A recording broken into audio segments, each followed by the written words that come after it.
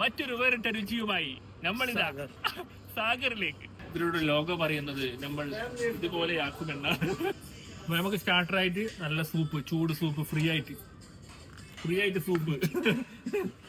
സൂപ്പിനോട് നമ്മൾ അറിയപ്പെടാത്ത വലിയ വ്ളോഗറാണ്. അതുപോലെ നല്ല അമ്മൂർ അറബികളുടെ വികാരം.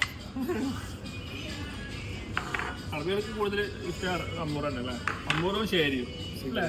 ഫിബ്രിനും ഇതിന്റെ ഒരു വരിപ്പാണ് ഇതിന്റെ ടേസ്റ്റ്.